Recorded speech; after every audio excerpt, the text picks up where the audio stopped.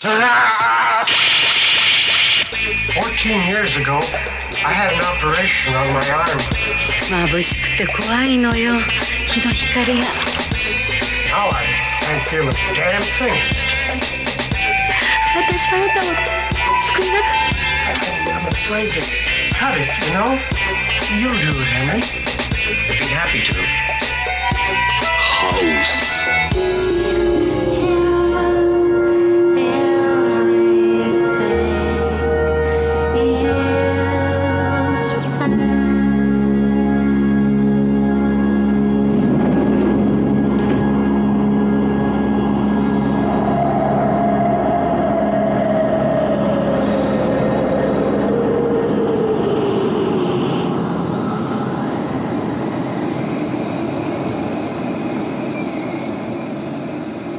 Hey everyone, welcome back to another episode of Sleazoids, the podcast where we go down the rabbit hole of 20th century genre fare from the most influential canon classics to the trashiest exploitation films we can get our hands on, and invite you to tag along in helping us create a canon of sleaze. Each week is a double feature grindhouse style where we discuss two films loosely related by subject, genre, actor, filmmaker, or franchise, and at the end of each episode, along with our honorary Sleazoids, which you can become by subscribing on Patreon. Do it. Do it. We decide on all the official ratings and rankings for every film that we cover, and we are making a list. I checked it last week. We got 50 something. Yeah, we're getting pretty close to 60 films that we've covered so far on the show. And there's on all the social media, there's a link to where you can see the ongoing ranking list that we've got going. But it's been a long journey. We've been going at it for a little while here. Yeah. Patreon subscribers, you guys also get an on-air shout out and 2 bonus episodes every single month, which we've been doing for many months now. So there's something like 12 or 13 bonus episodes just sitting in the back catalog. So we haven't made the jump yet. Tons of episodes. Even just go check out which episodes are there. Yeah, for sure. I forgot a lot of them, but there's a lot in there. Yeah, we got over 12 hours now of audio. That's awesome. But speaking of which, we do have one new patron to thank this week, and that is Emil. Oh God, Hoggard. There's 2 A's in there, so that's probably wrong. So we apologize. But Emil, we appreciate you. Thank you so much for joining us. I see that you also subscribe to the Struggle Session podcast. So nice. Thanks so much for hopping on over from Leslie's show to our show. And we love traders around here. You know? Yeah. We love them. As always, I'm your host, Josh Lewis, and always, as well, joining me, co-host Jamie Miller. Welcome back. Next time we'll introduce each other. Yeah. That's how it'll go. We're trying to get into saying our names because we haven't been on the show for a long time. We've been bad at that. And we feel like we've been picking up new listeners, and they're probably who are these people? I don't know. It's fine. Free listeners, 2 weeks ago would have been the last time you guys would have heard from us, and that would have been we would have had Scout Tafoya of RogerEbert.com and all kinds of video essays and writings on film. And he brought on 2 70s British folk horror films. The Blood on Satan's Claw, which was a bit of a Satan-worshipping kids these days kind of movie. And he paired it with Captain Cronus, Vampire Hunter, which was sort of one of the more underseen Hammer horror films about a very hunky vampire hunter who, he mostly hunts vampires, but he has a katana and a swashbuckling pirate sword. And they were going to go on to do more things, and unfortunately, it's also a detective story. It's a genre bender, and we actually liked that movie a lot, and we were glad that Scout brought both those on. So if you haven't heard that episode, it's for free. 2 weeks ago, go back, check it out. But for patrons, you guys would have heard from us just last week, and we would have been talking Abel Ferrara's Miss 45. Yeah. And on request from one of our patrons, Steve Carlson, we paired it with 1987 Street Trash, which has all kinds of disintegrating, exploding, gooey, homeless people. Oh, yeah. Which is, it was a weird one. Very odd. It really didn't stick to anything of a consistent. The tone was consistent. I will say that. Yeah, it's definitely indicative of a very certain time and place, and I don't know that I want to be there, but it was worth looking at. Oh yeah, I had a lot of fun with that movie. So that for you guys is available obviously on Patreon. That was last week's episode, but moving on to this week, we've brought on a special guest, a writer on both film and video games, one that I enjoy reading all the time, all the takes. We got Jay Rosenfield. Jay, how are you doing? Hey, I'm great. Thanks so much for having me.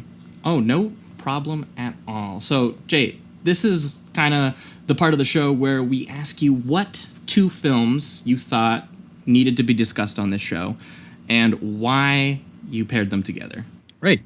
Well, what I've brought today is 2 1977 debut feature horror films, both the debut feature from each of their directors, and that's David Lynch's Eraserhead and Nobuhiko Obayashi's House. 2 films that I really, really love, and 2 filmmakers I really love. Dang. Well, that's as good any introduction as we're pretty much gonna get out of these kind of... These are hard to describe films to someone who maybe hasn't seen them. I think we have to get in depth really to talk about them. But I have a feeling that a lot of people who listen to the show are going to be very interested in David Lynch, and I've hopefully already checked out House. But if you haven't, I would, before we get into these films, I would actually recommend it. We don't always do this before the show starts. Yeah. We usually We recommend just go into it. coming on in and having already, if you haven't seen the film, if you have, just listen in. But this is one where I think the discussion is going to get pretty lost pretty fast for people who maybe don't know what we're talking about. Yeah, absolutely. Oh, this conversation is going to be like nonsense if you haven't seen either of these films. Yeah. But if that interests you too, feel free, whatever you want to do. But with that being said, we usually kind of kick it off with the more popular film or the more well-known film first. And just on the basis of David Lynch's sort of prominent career, that happens to be Eraserhead. I actually didn't even know House was the debut film by Obayashi. Yeah, I mean, Oh, yeah. I definitely didn't. But man, these are odd films to kick off a career. Yeah, for real. They just went for it. Oh yeah. So I guess we'll just get right into it. What do you say, Eraserhead? Eraserhead. All right.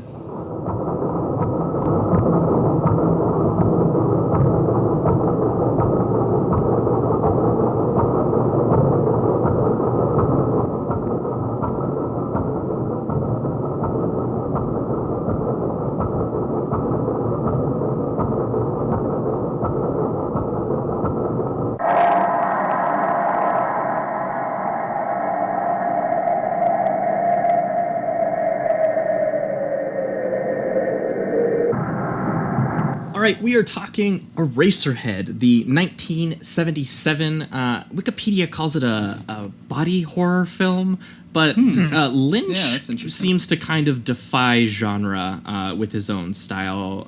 People like to call him surrealist, which I guess is true, but Yeah. even when you compare him with other surrealist filmmakers, you're kind of like, this is something else. He has a very visceral, nightmarish quality to him, and he seems very terrified of the entire world and everything in it. And this film, being his first film in particular, seems to be vaguely about just the torment of existence itself. And yeah, I mean, I guess that's as good a place as any to start. Yeah, for sure. I mean, I think a great starting point would be just how they set tone with audio. Yes. I mean, I've never. Very I don't famous think sound I've ever design. heard, or seen a film with this type of background for an hour and a half. It's essentially just piling on you this kind of anxiety that just goes throughout the entire film. Lynch, It never I lets think, up. described it as sort of just like an ominous room tone. That he was obsessed with the sounds that you hear when you think you're in complete silence. Right. And that's what is kind of piling on in the background of this film throughout the entirety of it is obviously this main character, Henry. Oh, what's his last name? Spencer? Henry Spencer, played by Jack Nance, who's kind of living in like the remnants of a industrialized. I mean, I guess Americana, like a suburb, sort of. Yeah. But the way that Lynch films it on this sort of like low budget sci-fi-esque Planet, kind of story, Yeah. it takes on a sort of cosmic quality to it. For sure.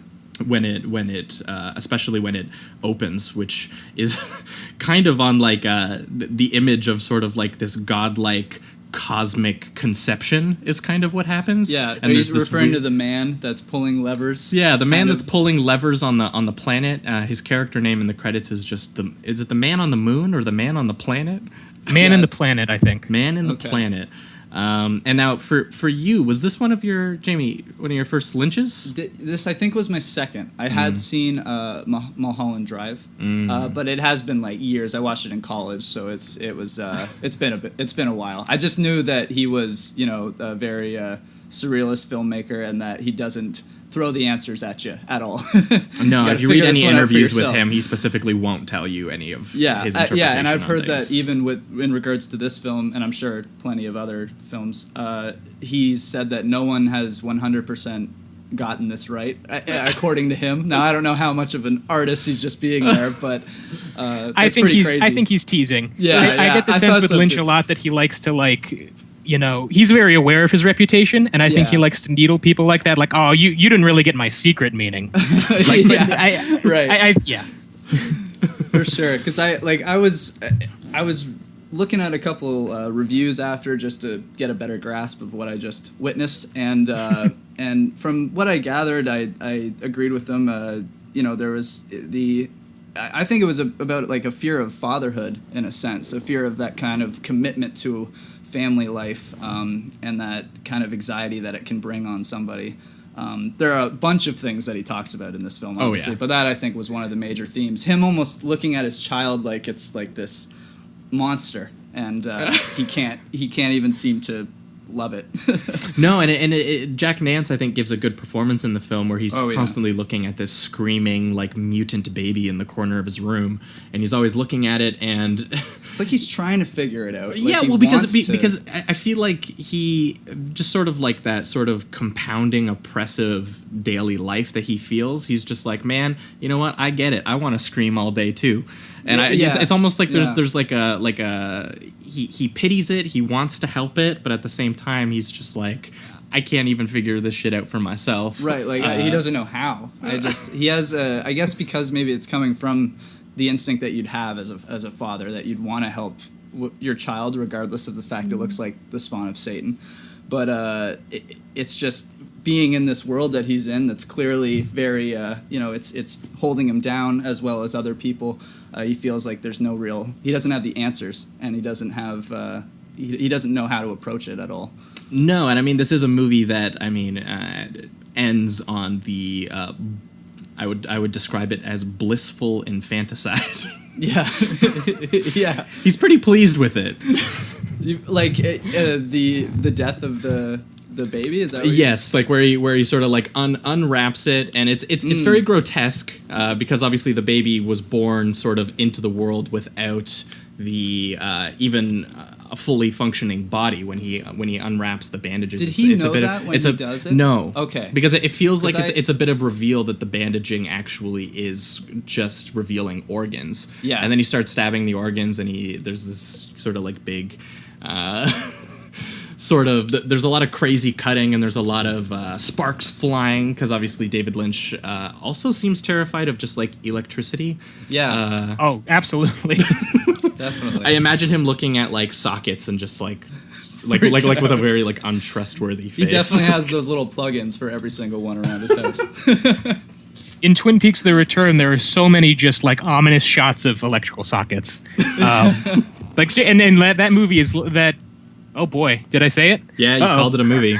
Sorry, that's one of my patented takes, everybody. Yeah. I did hear about that. The debate. Yeah, the debate. The great debate. I can't be a part of it. I haven't watched it yet. So. Well, you should, because I thought about you watching this, because I remember you saying that you hadn't watched a lot of Twin Peaks. I only watched the first season. You only started watched the first, second, and I'm going to get into it again. It was just... Well, it was interesting because at the time it was a lot to take in, and I just kind of... ERASERHEAD was actually my biggest David Lynch blind spot. I was watching this for the first time too. Yeah, it was my biggest blind spot, so I was glad to fill it. But in terms of sort of like tone and sort of general construction, this movie is the most resembles what Twin Peaks: The Return actually ended up being.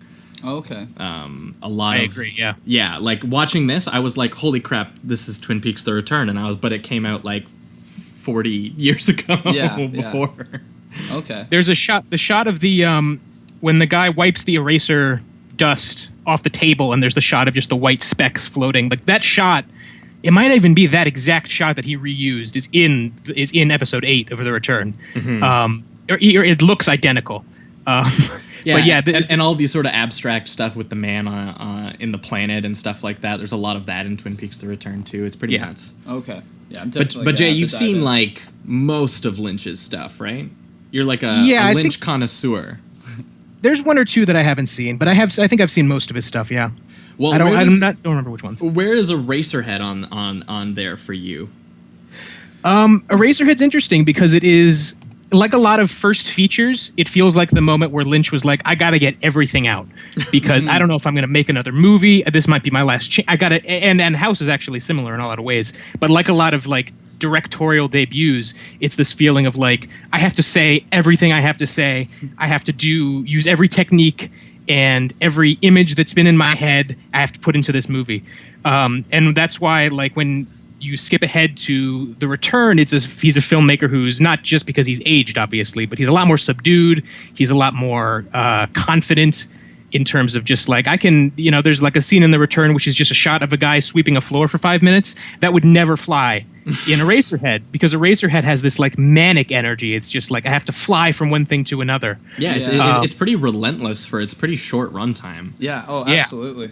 It's one of those rare films. I mean, and I don't mean this in a bad way, it actually did feel longer than it was, just because I felt like so much was coming, like just attacking me all at once. So, and it's very visually controlled. Obviously, yes. That's just sort of a staple of Lynch in general, and also tonally controlled. There's a constant, you talked about it before, of like a sort of like paranoia and a sort of just a terrified feeling directed at sort of almost the entire world. And the only sort of moments of because what kind of like makes Lynch special is that as much as people will a lot on him praise for a lot of his horror elements, because there's some horrifying sequences in a lot of his work in Mulholland Drive, and God, the opening sequence the opening episode of The Return is absolutely terrifying. It's kind of, there's a lot of moments of also like relief and grace that come just very sparingly in a Lynch project, and I'm thinking particularly here of Henry's trips into the radiator. Yeah, but even those seem to turn dark at one point. It seems he can focus for like the first 5 minutes and maybe get some actually good vibes out of whatever he's witnessing or thinking about, and then all of a sudden she's stomping little spermoids to a pulp. Well, because that's just it. It's that face. even the anxieties that he's having in the real world even are following him into his own fantasies, which is what's becoming kind of horrible. I love how much they mention the fact that he's on vacation right now, and I'm like, this is the worst vacation anyone has ever had. For real. He's like, I'm gonna sit at home, and all of the sort of like work sounds that I hate are gonna follow me, and and he has no escape. Even the window is just a brick wall. Like there's just absolutely nothing that isn't a modern architecture, modern technology that's just sweeping into his life. He can't escape anything. You can't escape the world for a second. And the constant like humming and whirring of the factory, and all these sort of like inhuman noises, and all these weird sort of like off-kilter like shot choices and stuff. Maybe not shot choices. I would guess more like blocking. I'm thinking of the bit where the worst family dinner of all time takes place in this movie. Henry goes over to his girlfriend's place because he has I guess he's impregnated his girlfriend. Yeah.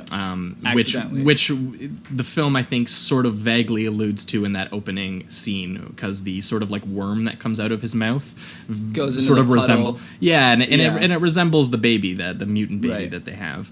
But while when he first gets into the house and he's just sitting there on the couch beside his girlfriend, and his girlfriend is having like panic attacks while the mom is questioning him, and in the corner of the room, just interrupting everything, is just a bunch of puppies like getting food from their mother, and it's these disgusting like suckling noises that are just, in the corner of the room, and it almost overpowers the dialogue. Yeah. And you're just like, I also think watching something as wholesome as just puppies being fed from their mother would be not an anxiety-inducing moment, but Lynch finds a way.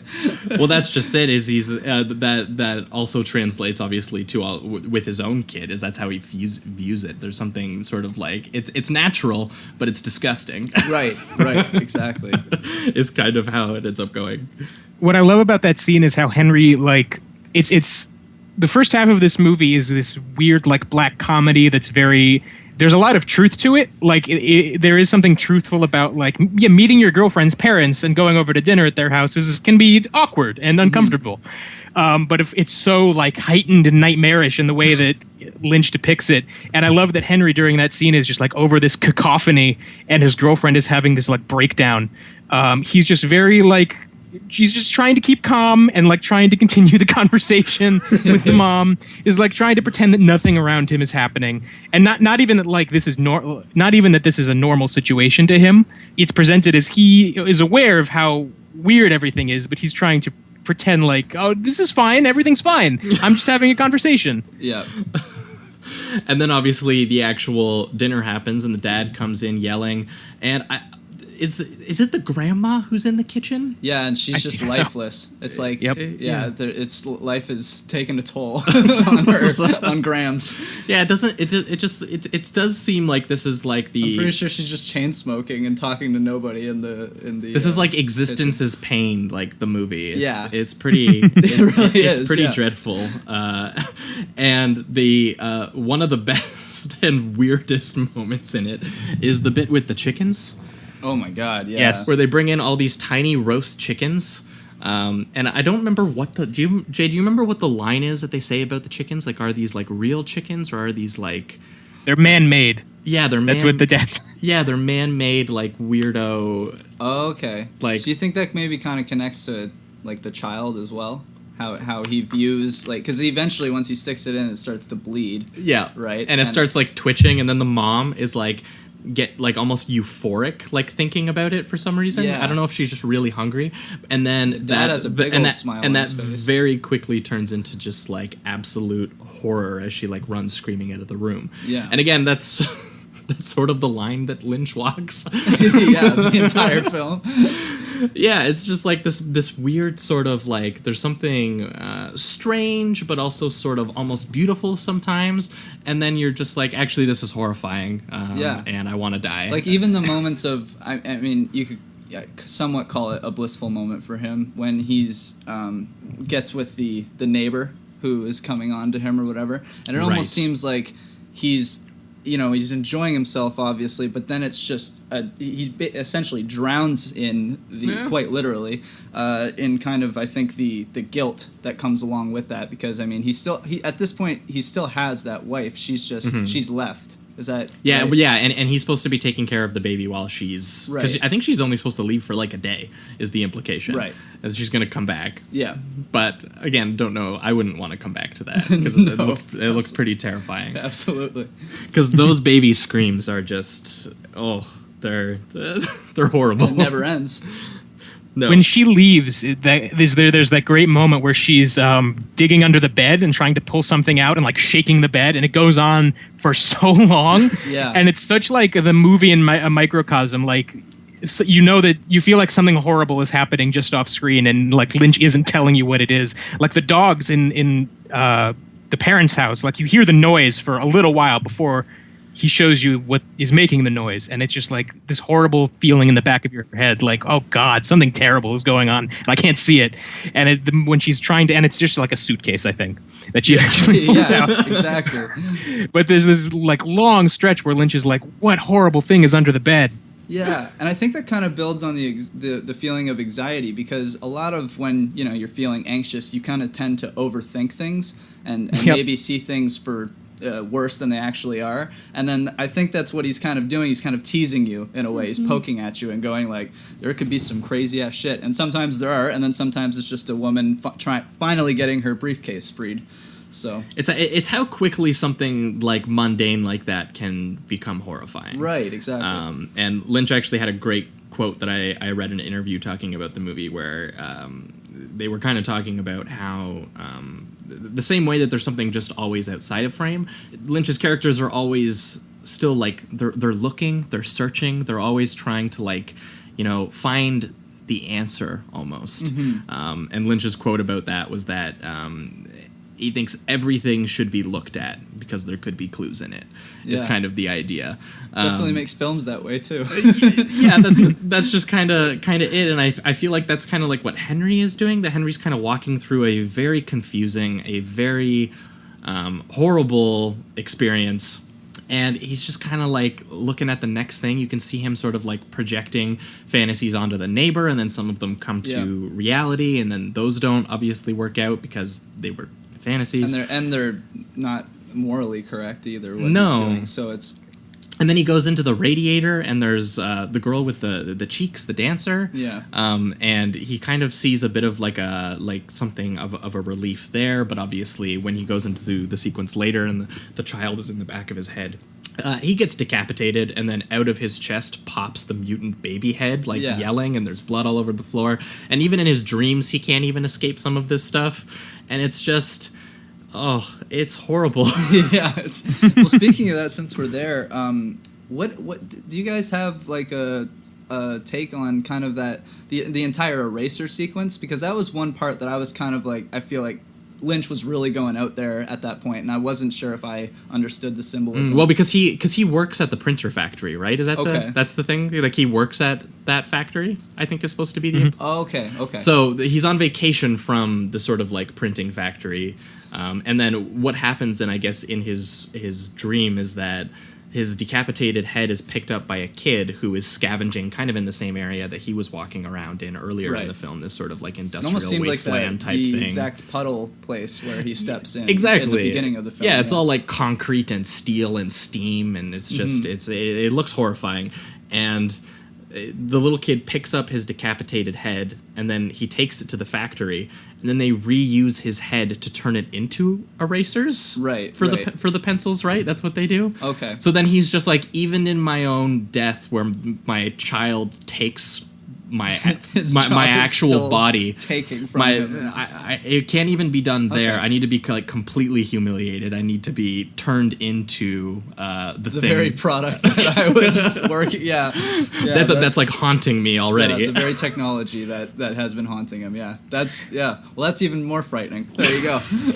To me, that sequence is all about like a lot of this movie to me is about the fear of like industrialization, and like he lives in this terrible city where everything, factories seem to be all around him, and even when he's on vacation, he can't escape this this background noise to his life.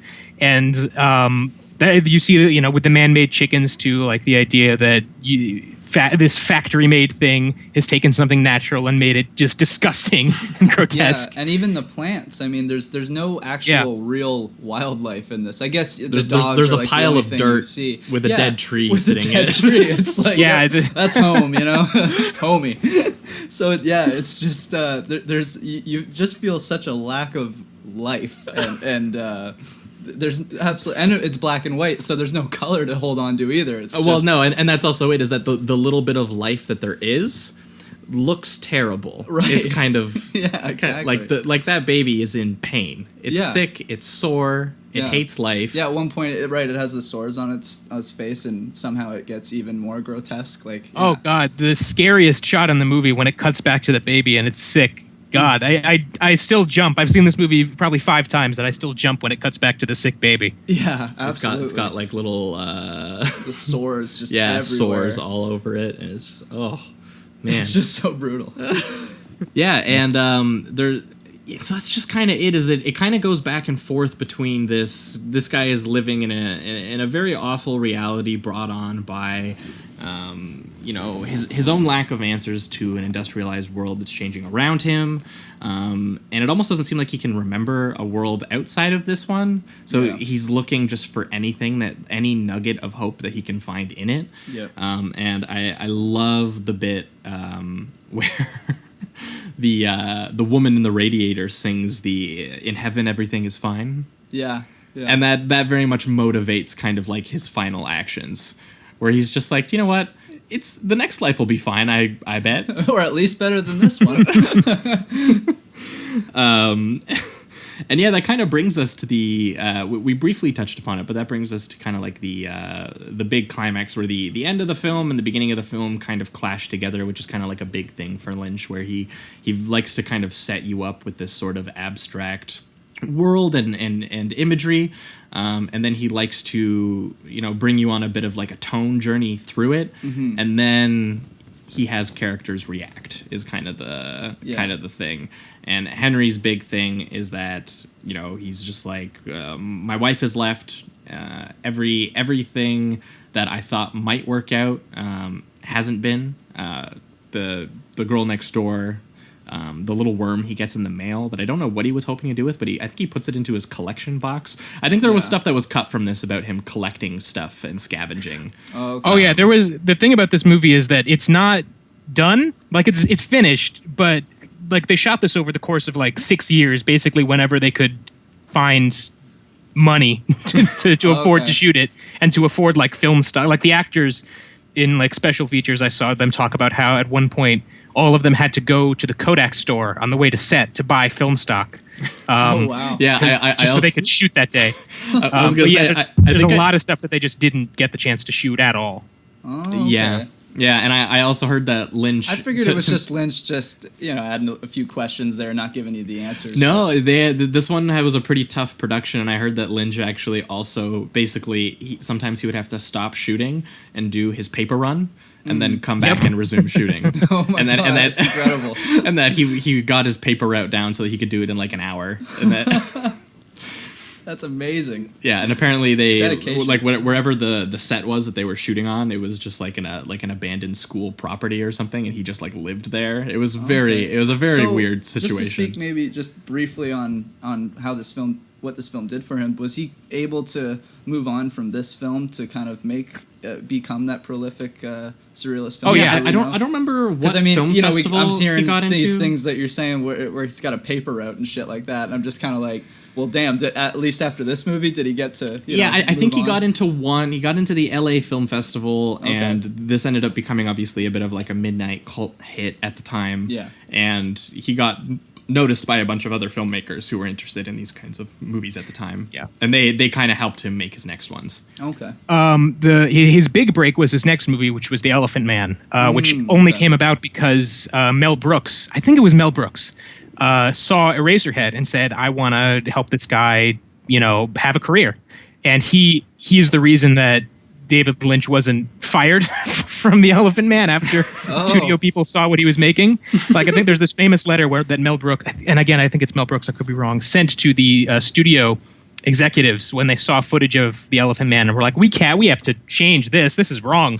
And he basically said, we're only showing this to you because you're paying for it. We didn't ask for your opinion. Oh shit.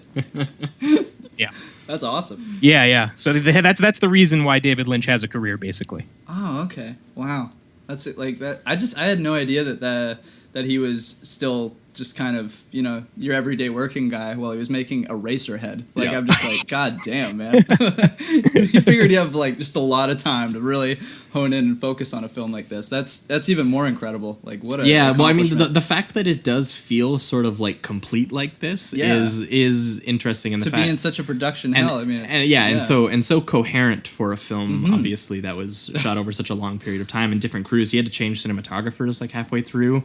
Oh, okay. But apparently one instructed the other one before he left, kind of deal. To was get kind of that how same it went. tone But I mean, I think we'll enter the reductive rating round on this one. Did we say we did mention the ending when he goes up to heaven in a sense? Oh, maybe we didn't. But he stabs the baby. Because I don't think we mentioned the big old baby getting to the size of like the entire room, which is just crazy. Do you think that was kind of a symbolism of his overall anxiety and fear, and it's just exploded to this point? I think it's taking physical form, and the claustrophobia that he was feeling has all of a sudden on the screen at least become very literal. Right. And then when he gets to the end, the heaven, it's like it's the only moment really where you sense some relief from his character. He's got a face that is no longer like frightened for an hour and a half. And the lady with the lady in the radiator is there to like to embrace him. Yeah. It's like the one moment of relief, it's so nice. and then it just your credits, and you're like, what the fuck? It's fantastic. It's exactly how it goes. And it cuts off so abruptly at the end. Like I've never really like it doesn't even like fade out gently with this moment of relief. It's just like boom, you're like it just cuts. Gave me like a First Reformed vibe there. They're just like, we are done now. Yep. There's your relief for 5 seconds. Yeah. Yeah, so we're going to do the reductive rating round on this one. For you, Jay, this is the part of the show where we remove all the words, we remove all the nuance. Not really, because a lot of time we elaborate. We elaborate. We give some sort of closing sentences on the film, but we give it a rating between 1 and 5 for our bookkeeping purposes for our ongoing list that we make. For me, this is a pretty easy 5. I find most of Lynch stuff just is for me. I just love his style. Yeah, like I've only seen the 2, but and Twin Peaks, but I'm right there. Yeah, with you. and I mean, love this. it was awesome to fill in this blind spot because I was surprised to see Lynch make something. I mean, maybe not necessarily sci-fi-ish, but this has a very sort of like black and white. It feels evocative of. Fritz Lang is kind of definitely the idea that I was getting from it, with its sort of like weirdo gothic sci-fi kind of vibe to it. Yeah. Which is for you. I don't know if you've seen it yet. Metropolis. We'll have to watch it at some point. No, that's been on my list for years. That's kind of like what it reminded me of in terms of images, obviously put through Lynch's own visceral nightmare style that he has of his own. Yeah. And yeah, I thought I don't know. Yeah, I mean, this is kind of one of those movies that for me that like it's more experiential than anything else. Yeah. And like there are descriptive words that you can give to this, like industrialization and the electricity. I love that his hair is always standing up on end, like he's been electrocuted himself. Apparently his hair just did that pretty naturally, honestly. Oh, nice. They said they put some product in it, but they were like it would stay that way for way longer than it should have. And yeah, I think that there's like a lot of as anxiety inducing as this is, and how I honestly don't know how much I'm going to be able to revisit it. I do think that there is moments of grace in it, as much as there is torment. And I think that colleague of the show, Jake Cole, had a nice line that he wrote about this not that long ago, where he said that this film kind of depicts the city as an alien planet that's capable of corrupting your own DNA. Yeah, that's so spot on. Yeah, Wow. I think that's. I read that and I was like, holy shit, that's exactly what this is. And then combine that obviously with all these sort of like rhythmic whirring and humming and all this gorgeous imagery and sort of like the rich unending shadows that he manages to put in here. You feel like you're gonna like sink into them. It's like a weird like nightmare world. It feels like even a little bit of Under the Skin got borrowed from this a little bit. Yeah, yeah, for sure. And yeah, I guess that's just it. David Lynch, I will leave off with another quote that he kind of had about it, where someone was trying to like over and over ask him to kind of explain it. And he was like, I'm going to be honest with you guys, I didn't much think about this movie. It's like, I felt this movie. He was just like, I had an idea and I was like, it's going to go in there. And that's what the movie feels like. And I think some might find that a detriment to a more confident Lynch that exists today. Sure. But it looks and feels awesome for me. So Yeah. The famous Lynch quote about this movie that you see online all the time that I don't even know if it's real, but I think it is when he says, Eraserhead is my most spiritual film. And the interviewer says, elaborate on that. And he says, no. That's amazing. That's fucking amazing. Oh man, that's funny. I'm gonna give it a 5 as well. Something that really stuck out to me, and I think it's because I like to do music and things like that, was the sound design in this movie. It's just it's a never ending feeling of dread and anxiety, and it's coming from like these scrapes of metal and just these almost, you feel unearthly things in a way, even, I mean, metal, but you know what I'm saying. Yeah, it's like the hum of electricity in your wall. It's like when you have like an air conditioner on, except it's just heightened to the level that it's like destroying your life. Yeah, it's just like you couldn't shut it off. Exactly. And I think what was his name that you just gave that quote from? Because I think he's Lynch. spot on. Oh, Cole, J. Cole. Yeah, yes. like spot on. It truly. I feel like we quoted him on the Miss 45 one too. It almost feels like it is like an alien replication of the world, and this guy's been thrown into it, and it's incredible. Yeah, and having that one moment of relief at the end, and then cut to black. I loved it. from start to finish. So yeah, I'm gonna give it a 5. Beauty. And for you, Jay? Yeah, I'll give it a 5. You know, I think Lynch has made a lot of films that are better than this. Like, obviously, this being his first film, like, he got better. But I would still rank this pretty highly among his work. It is so, I mean, it's so singular. It's Eraserhead. What else can you say about it? Yeah, Absolutely. that's just it. Yeah, eventually we might have to do. I don't know if we can ever get it done on the show, but I love the Twin Peaks movie. Oh yeah, that would be Fire a Walk lot with of. Me is phenomenal. Yeah, that's that. I mean, every time I rewatch a Lynch movie, I'm always like, "This is my favorite Lynch movie." Every time I watch whatever it is. with the Twin Peaks movie though, it's necessary to watch like the rest of it, right? It's necessary to watch at least the this show, the show. first 2 seasons of the show. Yeah. Right, because it's first 2 seasons in that movie. Yes. Right. Okay. Yeah, and there's a bit of a lull in season 2, but it does sort of directly connect to a lot of what's happening in season 1, season 2. Okay. Even though it's a prequel. Yeah. Okay. I would even say, like, you can watch the first 8 or 9 episodes of season 2 and then watch the movie, because it's after that point that season 2 kind of starts to dip after Lynch left to go work on, I think, Lost Highway. Oh, that's what happened. Okay. Yeah, that's what happened. And there's a big reveal in the middle of season 2 that is the movie expands on as like sort of its centerpiece. Okay. Yeah, And I that's mean, I kinda how definitely that love to goes. talk about it. I just didn't know if it'd be like a hours long project, and you know, as opposed to just we're watching a 90-minute movie or whatever. Right. All right. Well, I think that'll just about do it for Eraserhead. So I guess we're gonna jump. We're gonna just do it. We're gonna jump right into House. Yeah, Who? let's do it. This movie is right. batshit as well. Yep.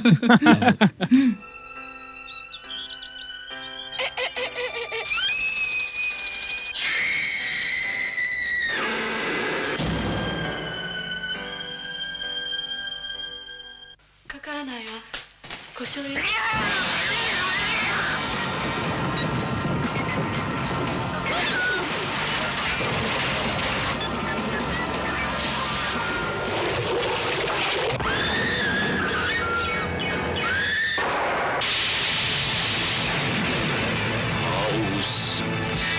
All right, we are talking House, the 1977 Japanese horror comedy directed by Nobuhiko Obayashi. The film stars a bunch of, at the time, amateur actors. It would have been Obayashi's, as Jay sort of mentioned in the opening, as well as Lynch. This would be Obayashi's debut film, coming from previously he was doing experimental short films, and also Japanese commercials. Because Were they as crazy and out there? honestly, I found one, and I'm gonna get you to put it into the show, like not somewhere around here. For sure. But we're gonna find the audio from, because it's amazing. Did you find the Charlton Heston one?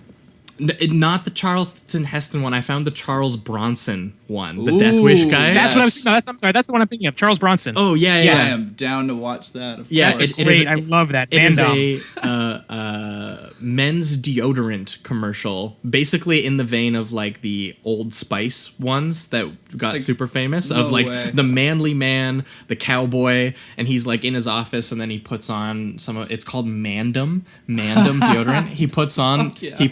Mandem, and there's a whole song about like Mandem, man, like all this. Man. And then all of a sudden he's like a cowboy. With like the John Ford background, and he's shooting guns, and it's That's Charles ama- Bronson. It's amazing. I will definitely. I'll just throw it in right now.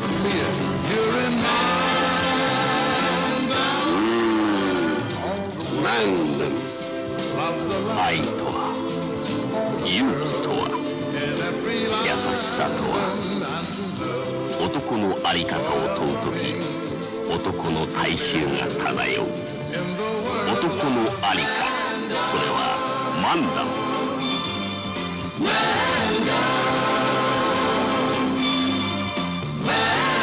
And yeah, so he, from what I understand, a lot of his counterparts, I guess, kind of like looked down on him a little bit because he was willing to do commercials, but he was just like, look, there was money in commercials, and like, Yeah, you can like, still get your creative flow going. You know? Well, he was just like, a lot of you guys aren't getting the kinds of budgets to do the visuals I want to do anyway. And he was just like, and you can tell with House. He was like, if I do a commercial, I get a really big budget to just kind of shoot whatever the hell I want. Yeah. So that was kind of his thing on it. And that was when, I guess, one of the studios approached him. Japanese films, I guess, were sort of a little bit on the downturn at the moment. Exploitation films in Japan were getting a little bit of notice and notoriety. Okay. Like this would have been around the time that like Female Prisoner was getting and stuff that we were talking, but they weren't like huge hits. They weren't having they needed a blockbuster. Yeah. They saw went with House. Is that what you're about to tell me? This is what I'm going to tell you is they saw Jaws. Okay. And they were like, we need Jaws. We need a Jaws. That's what we need. We need a summer, fun, sort of genre-ish entertainment hit. Sure. And they approached him, and he was like, apparently he was working on like a big art film called, I think it was called Hanagatami or something like that. He was working on a big art film, and it's sort of in the vein of like a Kurosawa. He wanted to make like a big Japanese art film and get recognized. Okay. Fun fact, Hanagatami came out this year. Yep, he finally got to Finally make it. Finished it. Oh, shit. So it was Wow. it was the script he was working on at the time, and the only one that he wanted to make with his screenwriting partner. But then he approached his screenwriting partner and said, "Look, this movie's probably not going to get made. Do you want to make a different movie?" And his screenwriter was like, "Okay." Yeah. So then they made House. Oh, okay. And they mined. They're like his daughter helped him a lot with this. They mined his daughter for. It's like child nightmares in a way. That's just it. Is he asked his daughter? I think he asked his daughter if I were to make a Jaws. Because I think she had a really great response, something along the lines of, she's like, I'm going to make a Japanese movie. What would you want me to make? And she was like, don't bother. Japanese movies are boring.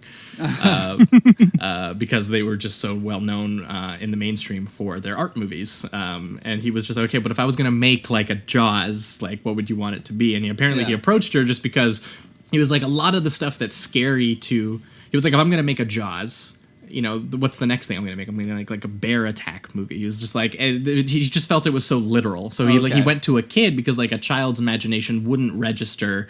It can come up with weird shit. It doesn't let reality hinder it, is kind of his idea. And he wanted something strange and inexplicable. Unique for sure. Exactly. So he asked his daughter, what is the kind of shit that terrifies you? And I'll put it in a movie. Wow. And he also found a way to infuse it with his like post-war atomic bomb anxieties and things like that. Yeah, because I heard that he was like almost all of his childhood friends were wiped out from the Hiroshima. Yeah, bomb, I don't. Which is crazy. I tried to look it up to see if it was like in the detonation or if it was because of radiation as well. But either way, a film about watching all of your friends get devoured in a home you thought was safe seems pretty evocative. Definitely. Yeah. And yeah, this is pretty nuts. Jay, do you want to walk us through some of your thoughts on this one? Right. This is my favorite movie of all time. Nice. I love this movie so much. To me, it is so full of the love of movies, and not in the very cloying way that we get a lot of the times. Like, this movie is about the magic of cinema, and it's just about people watching movies and being happy. And it's like, I hate that. It's miserable. It's always so cloying and just terrible. This movie is suffused with this love of like movie making, and like, I'm going to use every technique. I'm going to use every like visual trick. I'm going to manipulate the frame in so many different ways. You won't even know what you're looking at. And it's just so like, I've seen this, I don't know how many times I've seen this movie. Even just rewatching it this week, I was still excited by what I was seeing. And it's just, there is so much joy and so much thrill in just that comes through from the first, like, just in the first 5 minutes of this movie. There's more excitement about just the process of movie making than in so many other movies. Yeah, I even put in my notes, I was like, I think that this is the most upbeat horror movie I've ever seen in my entire life. I was like, I feel kind of, I feel frightened for the girls, but the whole time I had this this ecstatic vibe going on. I was well, just yeah, happy. there's this very sort of like summery, like elegant, cheery music kind of going on. Even when in the bad background. things are happening, there's still kind of some upbeat tunes going on. It throws you for a loop, but in a good way. Yeah, and speaking to the filmmaking, obviously coming to this as a commercial and short film experimental filmmaker, he's very clearly like, how much can I fit like per minute is kind of like the mentality that he brings to this movie, and I feel like a lot of these like cross fades and weird cuts and stuff. Like like he'll zooms, like he'll zoom in all like that kind of Looney Tunes circle into a character and then zoom back out but show the rest of the scene. It's not a cut. Like there's some weird techniques that really work. And that's what it's the movie is almost like terrified of editors. Like that's the sense I get. It's almost as though like he was terrified that someone was going to come chop his movie into oblivion. So he was like, no, don't. We're not going to have an insert shot here. We're just going to like have the screen goes dark and there's a circle around this character. No insert shots. And he does that like that. He keeps using that technique of like, we're not going to cut between two characters. There's a lot of wide shots. But then he also does do interesting things. Like one of the weirdest parts of this movie is when it's one of the girls is braiding another one's hair or brushing her hair, and it's just cutting to like two different angles, very close, and you're not really sure what's going on. And then it cuts to the reverse, and one of the girls is just opening and shutting each of her eyes, and like that's why it looks like that. it's just even on this viewing, I was like, God, that's amazing. Yeah, it's a very like fractured style. There's a lot of like repetitive cutting, and there's like he's constantly sometimes changing the movements and the setups like mid shot. Like he'll shoot one thing and then he'll cut to another angle, and like the actual continuity will be off just because like he wants to throw the whole thing like really off kilter, and he uses like these really odd like there's one bit that's like a half freeze frame, half slow-mo shot at the same time, and he uses all these like analog effects to give like these matte painting backgrounds. One particular shot that's absolutely gorgeous is when the girl gets bitten on the ass by the floating head. Yeah, and it's just got this gorgeous sunset and everything. Like the use of matte paintings in this was fantastic.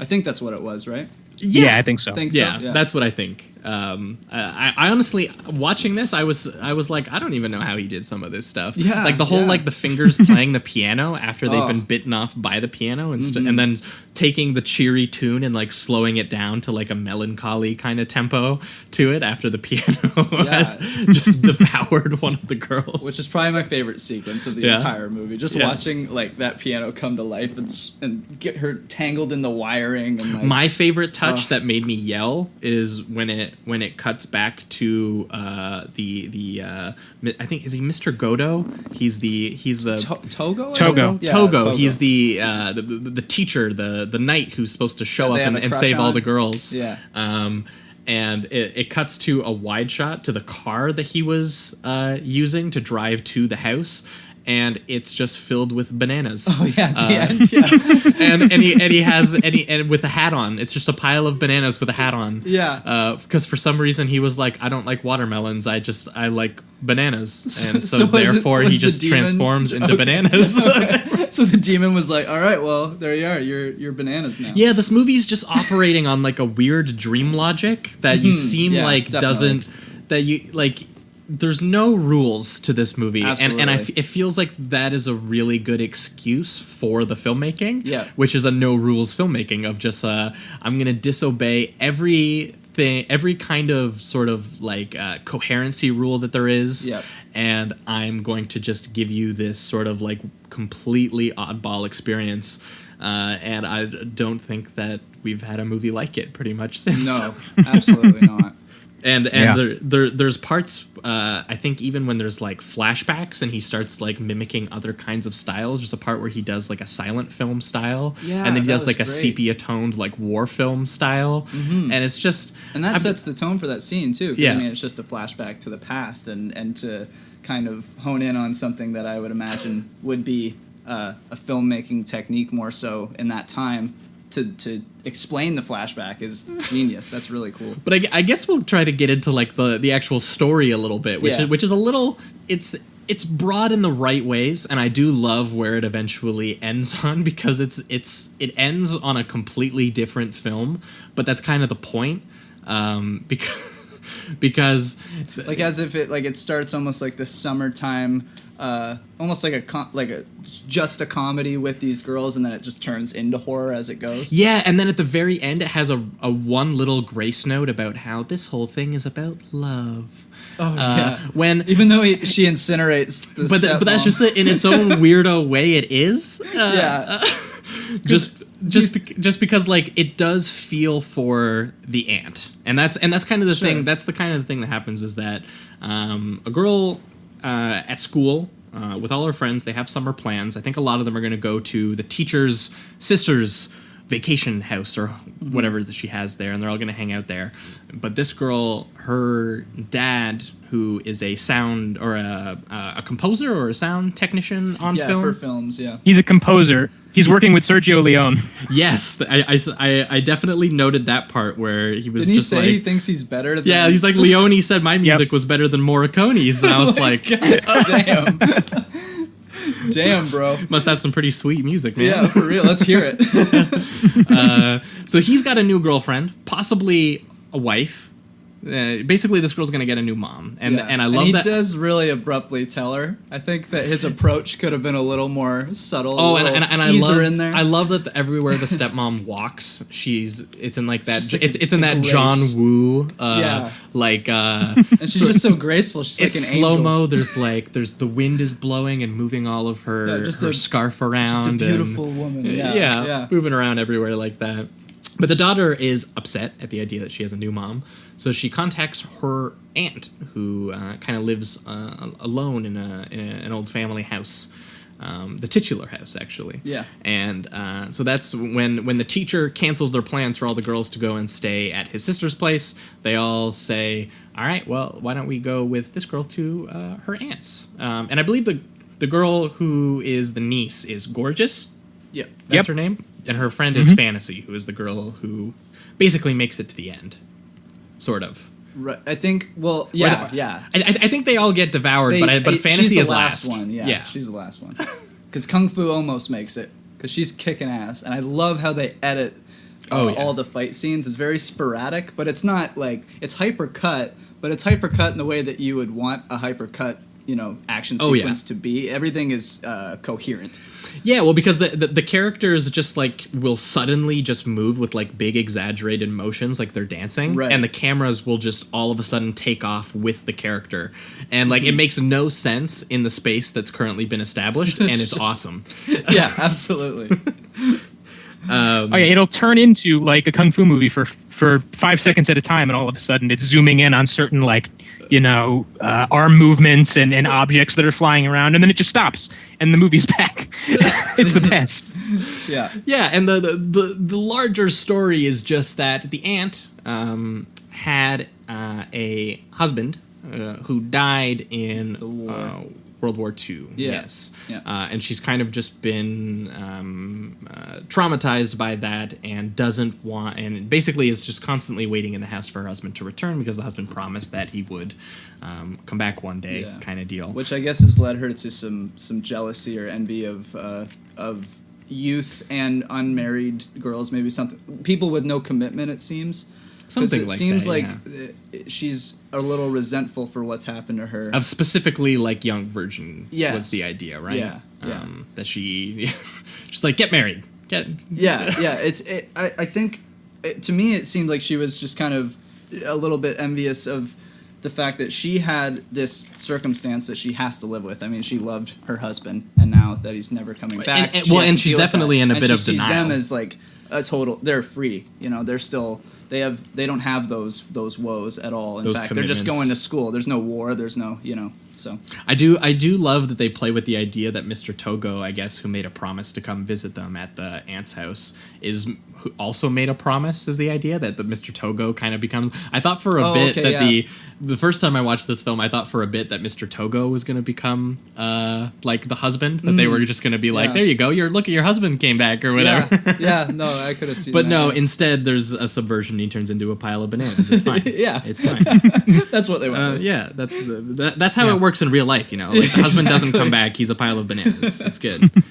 Yeah. To me, this movie is all about that generational clash, and I don't know enough bids to talk totally comprehensively on this, but to me, this is like, you know, the aunt is this older generation who lived through the war and lost a lot, and, you know, kind of Obayashi's generation. And these girls represent this generation who doesn't have that trauma, are very carefree. They don't really care about tradition or, you know, institutions like marriage. And there is that resentment of like, I'm gonna show these girls. In the way that a lot of horror movies are. It's like, I'm gonna punish these girls for their transgressions of not being traditional. Yes. Yes. Yeah, it's very much the kids don't understand. You know, they don't value the sort of like peace that they have at this current moment. Yeah. Right. So I'm gonna take it from them. Yeah, exactly. Gonna devour them one by one in all kinds of bizarre horror ways. And in a way, do you think she wants to? Because she latches specifically on the gorgeous, so it might be a way of her to get that youth back and kind of. I think a that's sense definitely of that where freedom. we get to at the end. Right. Yes, that she wants that she's gonna become youthful again, and probably she's gonna wait out. She's gonna keep waiting. Yeah. And maybe one day, because I think that's the implication, is that she's kind of devouring young girls for their youth, the same way that they would have in Captain Cronus. Yeah. But there's all kinds of really bizarre horror sequences in this that kind of They're amazing. as the house one by one kind of takes on each girl. And yeah, pretty much every single one of them is amazing. I really enjoyed the mirror one, which I think is the closest to like an actual David Lynch scene. Yes. The one where she's looking in the mirror and then she sort of gets trapped in the mirror and then she gets broken into mirror pieces and then is on fire inside that little, like, it's almost like she opens up like a space, and inside the space is fire. And I was just like, what? Yeah, exactly.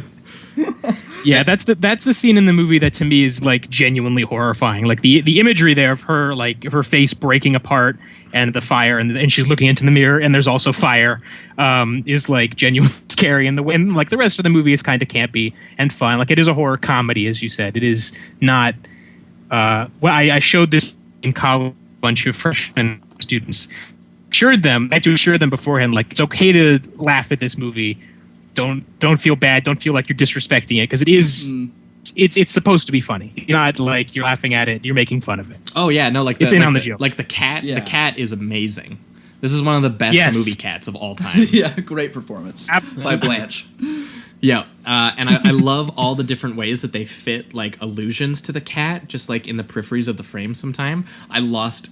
When the cat is on the bus. Did you see the bit with the cat on the bus? I don't think I noticed. They take the bus to the aunt's place and they're all getting all excited about going on their little summer trip.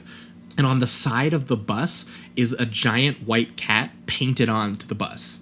Oh, okay. And as it drives away, you can see it like very clearly. And okay. Maybe I wasn't looking. And there's like paintings of the cat all over the house. Yeah. And like the cat is always just like hanging out nearby somewhere, like in the corner or on a roof, or it's always scheming. And the cat is the one that actually ends up convincing, or at least showing up to the girl to tell her to go to her aunt's. Because the cat is in cahoots here. Yeah, it's got the green eyes. The demon powers. Oh yeah.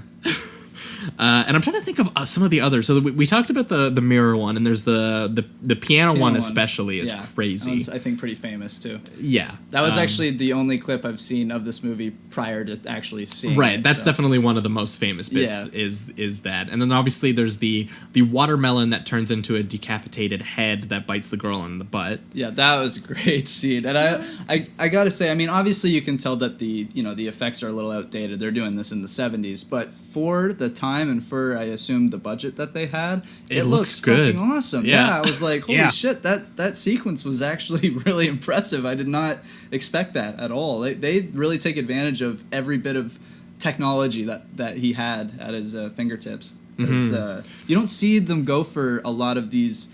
Like there's drawings on the film, like they have the graphics and stuff. You don't see that a lot, at least in the films that we've covered. So yeah, no, the old school like analog effects in this are really impressive and really like they hold up, especially in just the way that the film was constructed to make them look good.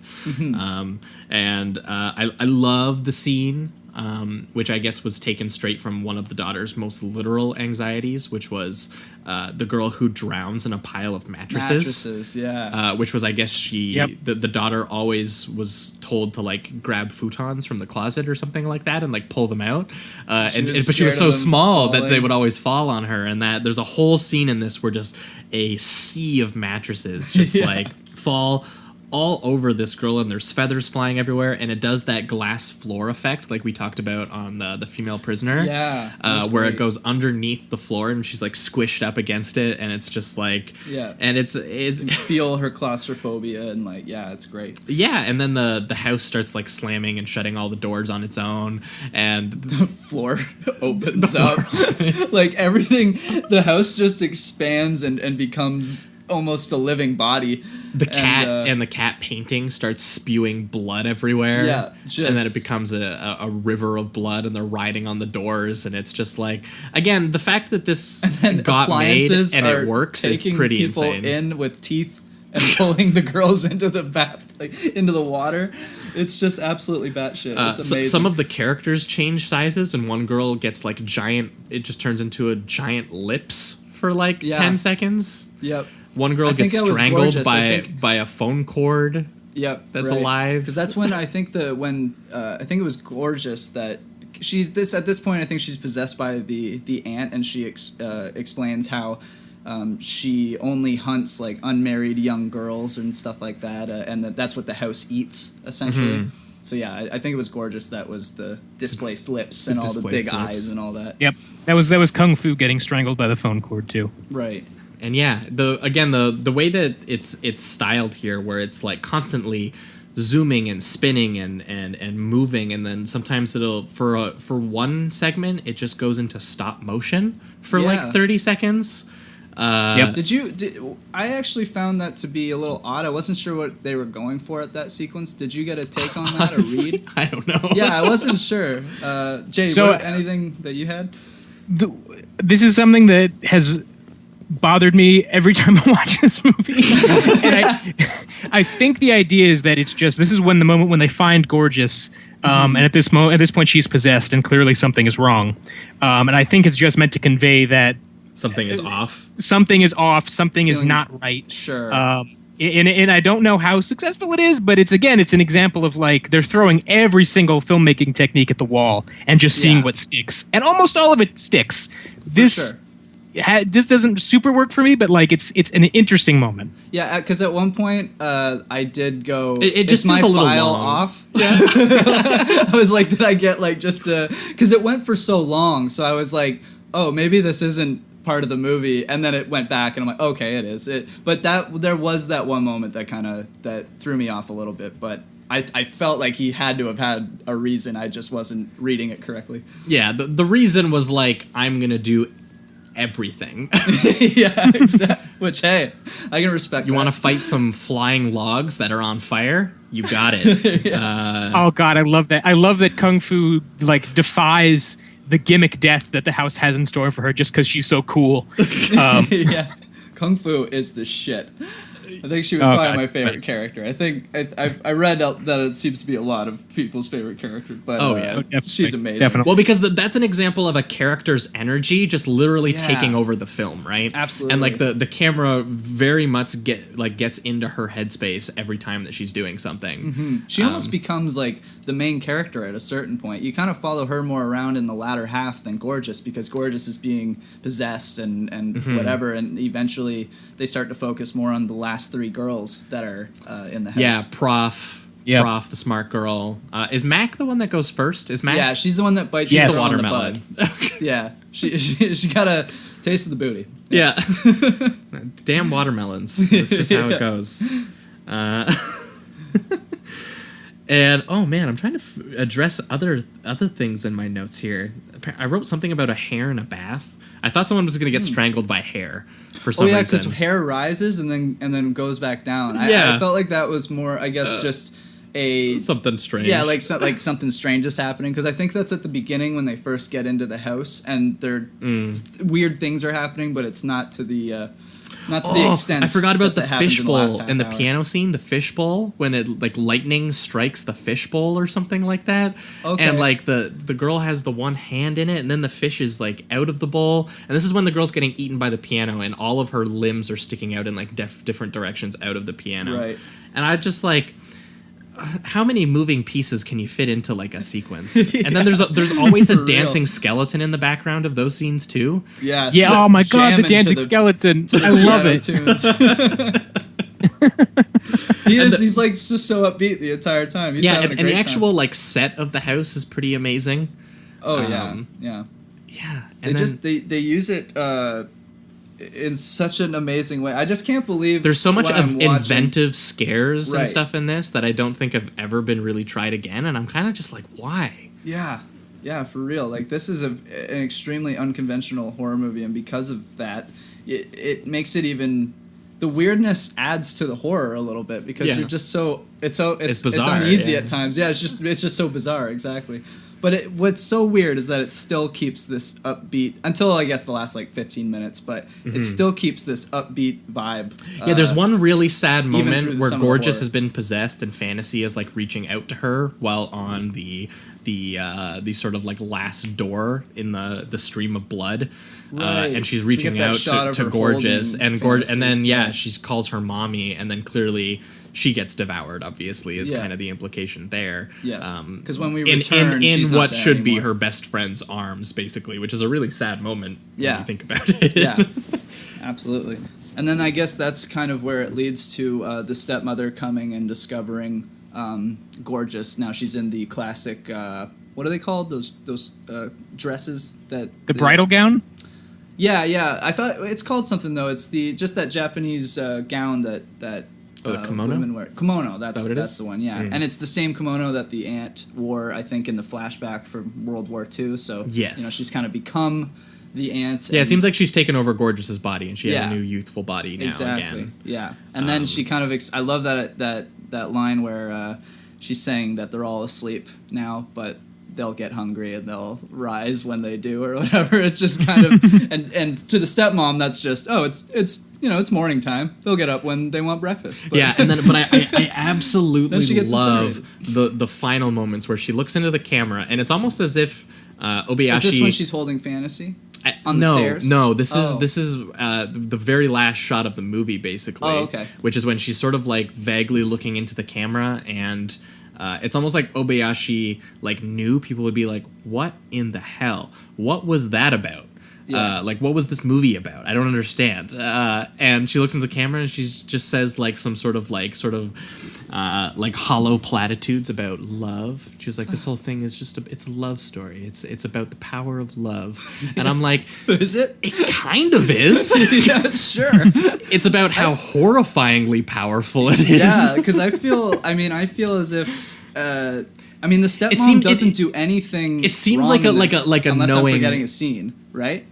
The stepmom No, the seems stepmom like doesn't do anything wrong. She seems like she really wants to be a mother and wants to help Yeah. Gorgeous and whatever. And even by the end of this film, I thought maybe it would, Gorgeous would learn a lesson or something like that, like to accept the love, and maybe she can move forward from her mother's death and things like Mm-hmm. that. But instead, she incinerates the stepmother and completely wipes that relationship away. So I was like, oh, damn. Like, that's not a very upbeat ending for the rest of the upbeat vibe that I got in this film. So it threw me for a loop a little bit there. Because what I think he's gesturing towards is sort of like a mutilated kind of love. Yeah, Is that yeah. the sort of things and the context for things like love severely changed when the atomic bomb dropped on Japan. Sure. And that obviously changed her life forever and literally losing her husband, but it also kind of changed, And now it's gone on to affect even the younger generation. Exactly. Yeah. It's that like they're not past this yet, and that a lot of this stuff has infected everyone else, and that it's going to clearly continue to. Yeah. And I don't even think he really provides an answer onto where that's going to go. He's just like, this is actually just terrible. Yeah. Yeah, exactly. And it's a very sort of like twisted, like perverse view of that. But, you know, strangely enough, it actually did kind of work for me with the rest of the film as a movie also, just sort of like strangely hyperactive and sort of always twisting and mutilating and subverting things that you might expect otherwise. Because I love the bit with, it always cuts back to Mr. Togo like he's going to be like a hero. There's even a part where it does it in the style of like the big, like the end, where he's riding in on like horseback, and it comes up in big text like Big the end, he knights, saved yeah, everyone. like an exactly. old Like school I knight, love how it always cuts back to that, and then he's just like doing something like completely mundane, just like eating some ramen, or he's coming back and having a weird conversation with the watermelon man about how he doesn't like watermelons, he likes bananas. You know, speaking of the noodles that you just said there's a weird ass scene where they go into a noodle bar and there's a bear in a fucking kimono, and he's just like there's no reason as far as I'm concerned, but I don't know. I loved it. I mean, it's some there are moments. It's this own weirdo universe that is completely its own, and all of the stuff makes enough sense, or makes such little sense that you buy it. Except the rest. Yeah, absolutely. Like there's nothing here that stands out in particular that I would be like, no, that's completely unacceptable in this universe. Yeah, because by the end I was ready to pretty much go anywhere with. I was like, whatever you want to throw at me, man, I'm down. That noodle scene is my favorite cut in the movie because it starts with it's them in like the upstairs room, like huddled around, terrified, and then I with noodles in his mouth appear frame with them, and then it cuts to Mr. Togo at the noodle shop, and it's like across this cut, this guy has suddenly appeared in the house. It's this bizarre, and again, it's this example of like editing without cuts and without editing, just like crossing images through each other, and combining them in weird ways. Definitely, and it makes, because you're thinking yourself like, why is this guy in the house all of a sudden, and then all of a sudden you're in a bar with a bear. Yeah, it's like an assault on the eyes, like the amounts of jump cuts and like weird like speed ramping sometimes, and like it's just, you know, the actual style is clearly by a guy who's used to getting you hooked for 2 or 3 minutes. For sure. And being like, now you've been hooked, except it's extended over 90 minutes. And like that is, it's very engaging and absolutely bonkers. Yeah, definitely. And I think that'll lead us into the reductive rating round on this one. Sure. But for me, this one's a 5. It wasn't a 5 the first time I watched it. Because the first time I watched it, I was like, "What in the world?" But watching that's kind of where I'm at. But I picked up the Criterion and for this rewatch, and I was watching it the second time, and I was just noticing more things, and I just realized that this thing is just a complete joy from beginning to end, and that clearly this guy Obayashi filled it the same way that Jay was talking about in regard to David Lynch, kind of like wanting to stuff everything because am I ever going to get to make another movie? I don't know. That feels like even more truthful in this film, where it's just like how many different filmmaking techniques and styles and weird cutting and setups and camera work can I fit into a movie. And also there is something weirdly personal about the horror coming from a little girl's point of view in this story, and about sort of Obayashi's own anxieties about a post-war Japan. And I think the infusion of all of them with these very genuine fears into this more like national fear does combine in an interesting way, and is surprisingly coherent for a film that is so baffling on a more literal sense, that the fact that it makes thematic sense is insanely impressive. I'll agree with you there for sure. I'm going to give it a 4 for now. It's a very high 4, and honestly, after this conversation and I kind of, like what you just said, when you first watched it, you were kind of just like, what the fuck? It's a lot to take in on a first viewing. And I think that's just where I'm at right now. Some of these genre benders can be a little bit too much for me at times, but after having this conversation, reviewing it in my head just as this, because it's just so upbeat, there's not an unenjoyable moment in the film. And I also love that they found a way to have you actually care about 6 or 7 different characters in a 90-minute film. Like, I felt like I got to know pretty much every character, even the ones that leave early, like Mac or whatever. I felt like there was still a lot of life to them. Mac's so sweet. Everyone should stop calling her fat. Sweet is the sweet one. Oh, yeah. Forgot about Sweet. I actually literally forgot about Sweet.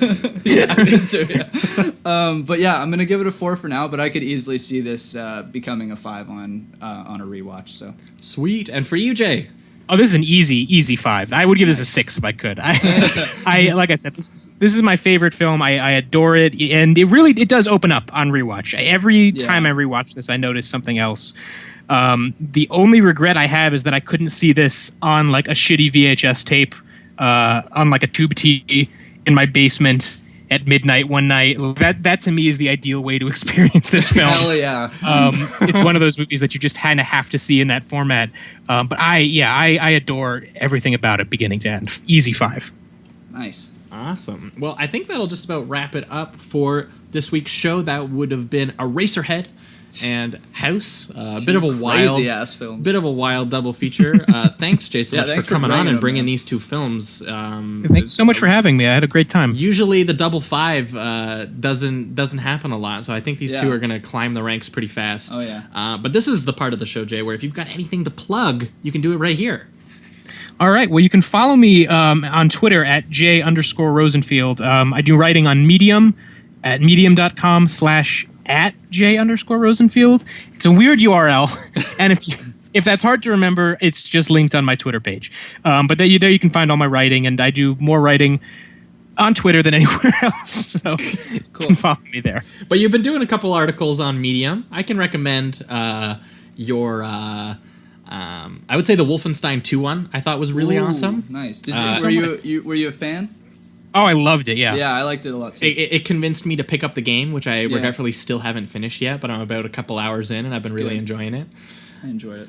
And yeah, all kinds of writing on film and video games. So if you want anything like that, I would highly recommend following Jay. Check them out. But what are we doing next week? Next week is The Holy Mountain and The Devils. Ken Russell's. Oh my God. Which were these 4 movies that we've been watching here. These 2 that we just did, and then the next 2 have just been mind benders. That's a lot. Yeah. Well, and I've watched them in the past just it, Jay. 3 days. My brain's on fire. You recommended doing these 2, and then I was like, okay, well, I got a couple mind benders of my own I want to get off the list. And generally, we try to have the bonus episode kind of flow from the free episode a lot of the time. Yeah, as much as we can. But I also hadn't seen either of them, The Holy Mountain or The Devils. They were just 2 really huge blind spots for me that I wanted to kind of cross off the list. The Devils, not really, although now holy hell. Yeah. And The Holy Mountain, though, has been on my list forever, so it was nice to finally I was like, what films have been banned? Was kind of like my thought process on that, right? Yeah. What sacrilegious crimes can we commit? Yeah. So that's what we're going to be doing on next week's show. That was Jodorowsky's The Holy Mountain and Ken Russell's The Devils, both sort of religious-oriented, absolute craziness. So that's going to be on the Patreon episode for all of our patrons out there. So again, if you want that episode, it's patreon.com/Sleazoids podcast. Yep. But for free listeners, 2 weeks from now, we are going to be back and... What are we talking? I forget these ones.